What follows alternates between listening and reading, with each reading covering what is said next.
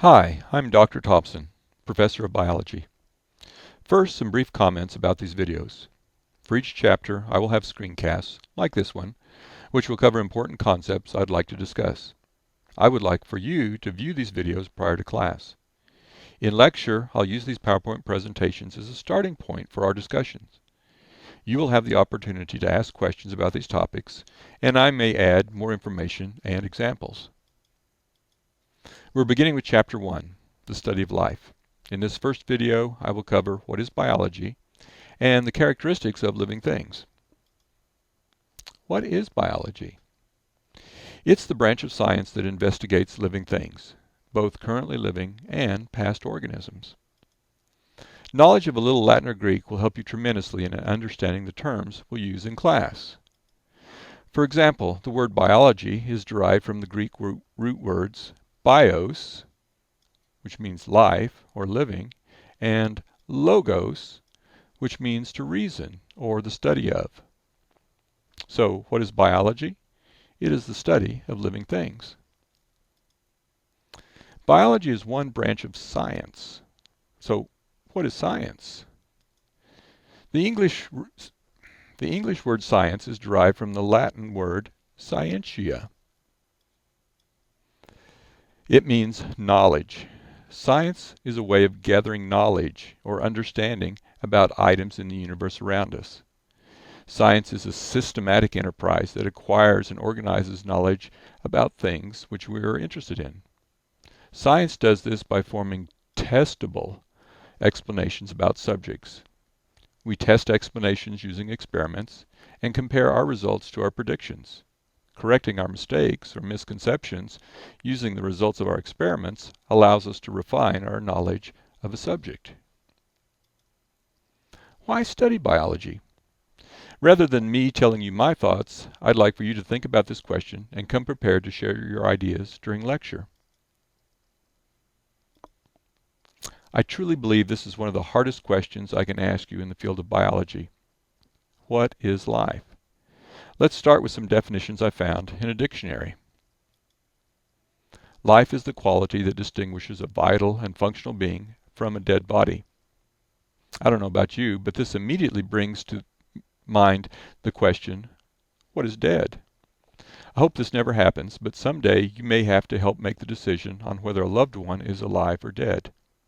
As our life-supporting technology improves, machines can now take over many of the vital functions of our body. How do we know when to continue these life support measures? A second definition I found was, life is the period of time from birth to death. Shorter definitions are always better, right? We still may have the problems with when does death occur, but what about the designation that life begins at birth? Do you agree with that?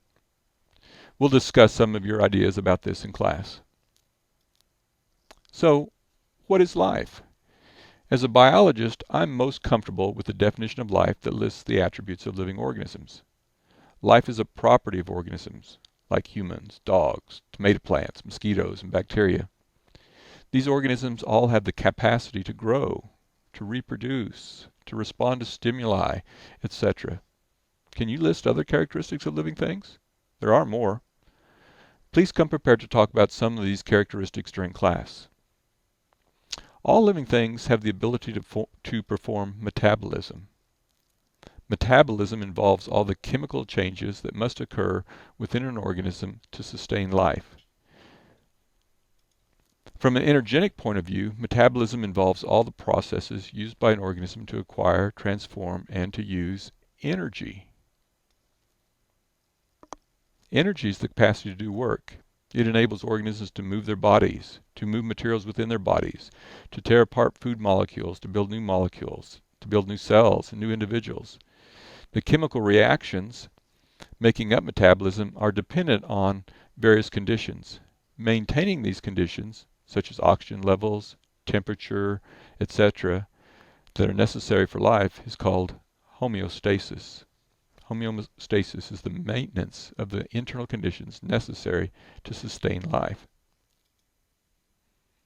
Let's look at organization within and among living things. Like all things in the universe, living things are composed of matter. Matter is made up of one or more different kinds of atoms. Atoms are bonded together to form molecules. Cells that make up the bodies of living things are made from these molecules. All living things are composed of one or more cells. The cell is the smallest unit of life. By that I mean the cell is the smallest, the simplest thing that's alive. Cells are the smallest things that can perform all the various aspects of metabolism. Let's stop here for our first video.